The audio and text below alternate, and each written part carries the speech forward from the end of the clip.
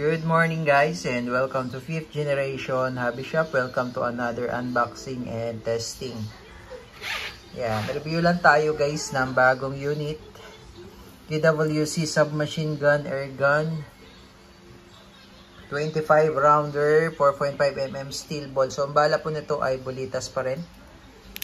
Yan, 4.5mm steel ball.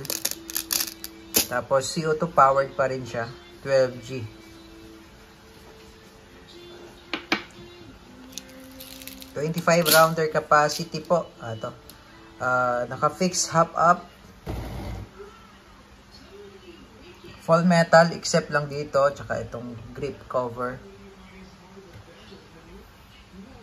Yan. It's a submachine gun with a full automatic po. By KWC.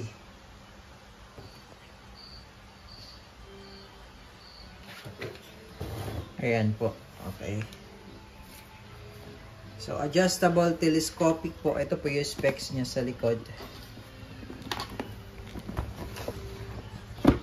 Yan. So, it's a full metal submachine gun. Yan. Model EAKCMFO 708ZV. Recoil blowback. Fixed half up caliber 177 or 4.5mm. Steel BBs or steel ball with safety, with manual safety, half metal, capacity 25 rounds. So ito yung full metal niya. Ito, full metal po yan. Ito po plastic po, ito pati yung si grip cover, plastic po yan. Okay, then metal po yung telescopic stock, adjustable yan. Tapos meron siyang semi and full auto din. Meron siyang grip safety. Ayan. Steel BBs air gun. CO2 powered. Ito yung telescopic niya. But adjustable po yan. So, gaganon mo lang siya. Pag i-adjust mo siya, pag ibubuka mo siya, at kung i-close mo siya, ganun lang. Ganyan lang.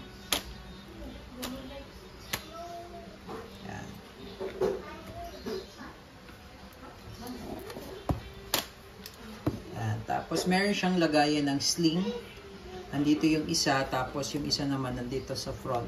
Ito. Ay lagayan ng sling. Tapos ito yung charging handle niya. So pag nakalagay siya sa safety, hindi siya makakasa, no? Pag nakalagay siya sa safety. So ito pala, ERS. S stands for safety, tapos R stands for repetition, tapos A stands for automatic. So ito yung, ang A is full automatic, ito yung semi-automatic, yung R, tapos S for safety. Ilagay lang natin siya sa semi-automatic. So semi-automatic po yung R, yung nasa gitna po. Yan, yung semi-automatic.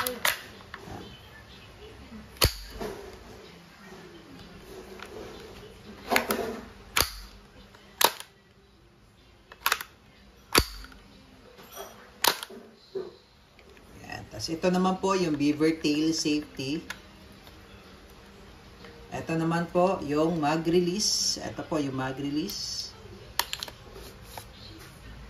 Yan, 25 rounder po capacity. Yan.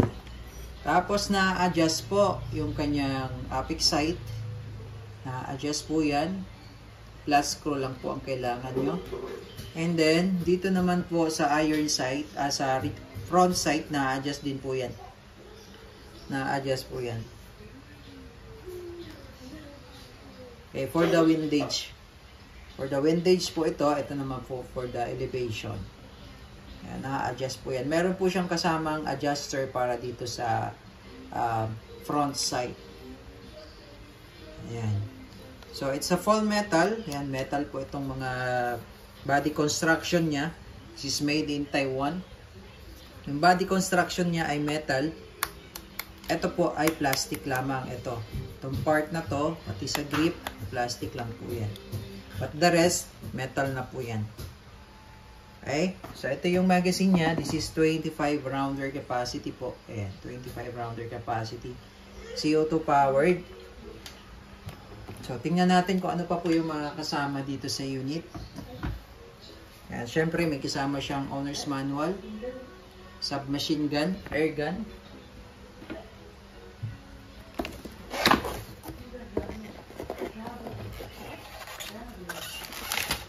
And then may kasama siyang Allen wrench. So ito yung Allen wrench. Tapos may kasama siyang extra cap dun sa magazine po niya. May nakakabit pa pong isa, no? Then meron siyang extra. And then ito po yung adjuster para doon sa sight. As I mentioned earlier po, ito po. Yan. Yan. Kung i-adjust nyo po yung sight niya, ito po yung adjuster. Yan. Yan. Okay, so yan po yung mga kasama niya. And syempre, may kasama din siyang bala, steel ball. I think this is 200 shots. Then may pa-previous pa po kami na 500 shots na steel ball. Na steel ball pa. And then CO2. May kasama na rin po siyang 5 cartridges na CO2.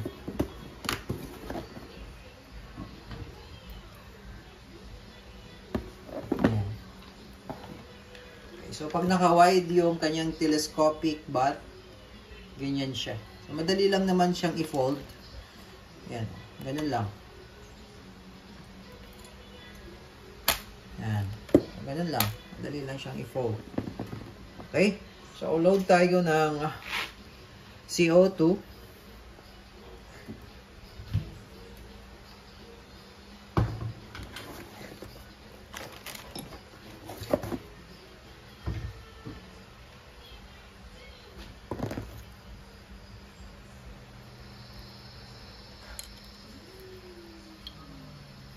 Alisin lang po natin yung cap.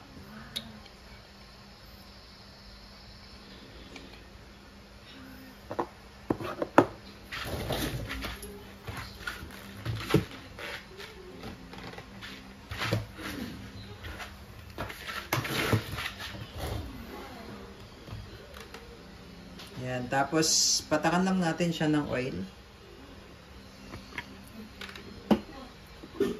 Load po natin yung CO2. Balik lang po natin yung cap.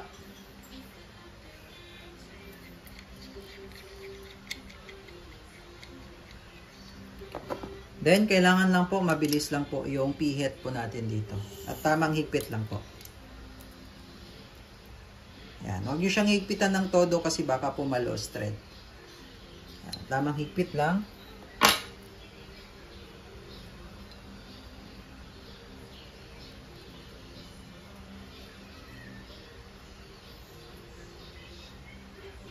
Yan, tapos sa paglo-load naman po ng BBs, ganyan lang siya, tapos dito nyo lang siya ipapasok.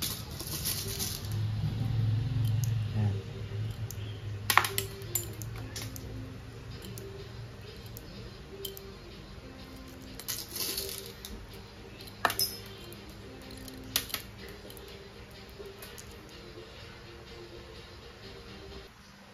Yan, so yan po yung puno, 25 po yan.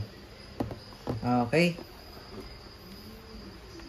So, testingin po natin. Again, this is the KWC submachine gun, air gun, powered by CO2, chambered in 4.5mm steel ball or bolitas po ang bala niya. With full automatic po ito. Okay, so testing po tayo.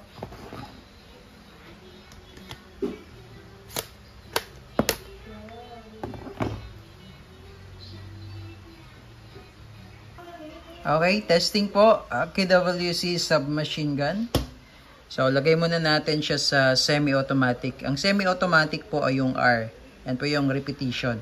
Tapos yung full automatic naman po, yung A. Yan po yung automatic. Din yung S po yung safety. Okay, so semi-automatic muna tayo.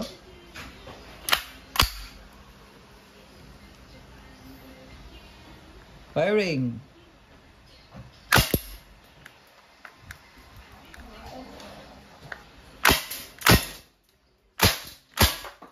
Okay, tapos load tayo sa full automatic naman. A. Okay, full auto.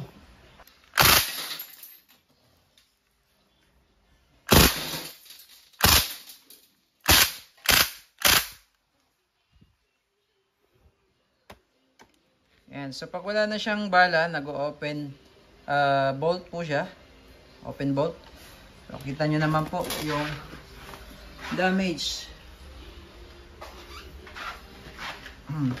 Durog. Malakas po yung recoil niya. So, release nyo lang yung magazine. Muna. Ayan, wala na siyang bala. Tapos, labitin siya. KWC. Submachine gun.